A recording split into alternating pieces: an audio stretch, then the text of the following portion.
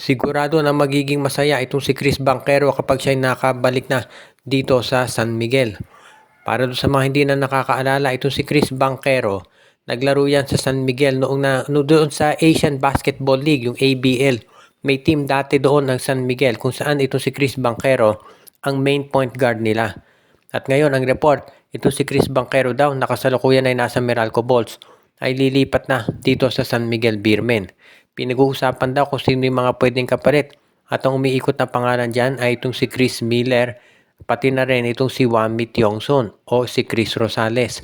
Kabilang lamang yan doon sa mga players daw na pwedeng i-trade ng San Miguel para makuha na itong si Chris Banquero. Dahil isa rin yan doon sa mga inaabangan daw ngayon ng SMB.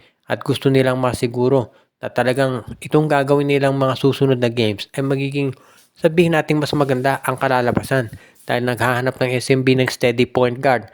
At ayon dito sa mga obserbasyon, ang nakita raw ni Coach Leo Austria na babagay dyan ay itong si Chris Banquero.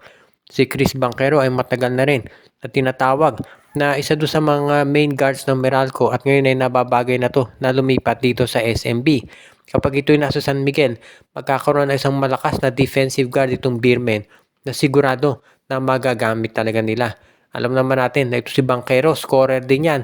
So two-way player ang makukuha ng San Miguel para dito sa kanilang backcourt.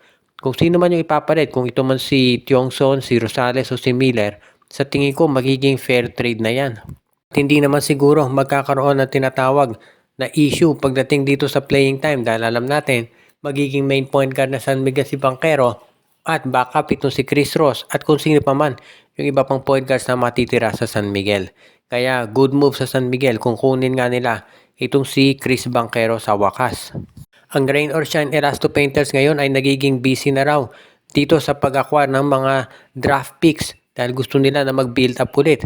Kabilang daw sa mga tinitignan ngayon ni Coach Cheng Giao ay kunin yung first round draft pick nitong Phoenix Fuel Masters. Alam natin ang Phoenix ay isa dito sa mga teams talaga na nag-i-struggle at yan ang dahilan kung bakit gusto na raw itong makuha kaagad-agad nitong Rain or Shine. Nakita natin ang nangyari nung pinamigay ng Phoenix yung draft pick nila dito sa Converge. Naging Juan Gomez de Leano. So hindi nakapagtataka na itong si Coach Cheng Giao gustong makuha yung draft pick ng Phoenix dahil balita natin magiging malalim daw yung susunod na draft sa PBA. At yan ang dahilan kung ba't ito'y gustong makuha ng Rain or Shine. At kilala din natin itong si Coach Cheng Giao na magaling pumili ng mga talents pagdating dito sa draft. Kaya nga hindi na ako magtataka kung sakasakali nga na yan ay gawa nila ng paraan. As it is, alam naman natin na magiging maganda para dito sa Rain or Shine Erasto Painters kung makakuha ng mataas na draft pick dahil yan ang paraan nila para makapag-compete dito sa mga teams na malalaki budget katulad ng SMC, ng MVP Group at ng Converge. Pag natupad ditong plano ni Coach Cheng Giao, sigurado na magkakaroon sila ng advantage komparado sa ibang mga teams dahil dun sa projections ngayon, yung draft pick ng Phoenix baka maging number 1 or number 2 yan.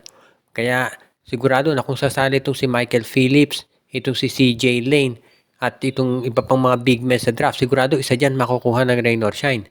Assuming na kunin ng Barangay Ginebra na number 1 pick itong si Michael Phillips, itong si CJ Lane o si Raven Gonzalez magiging available pa rin para dito sa Rain or Shine.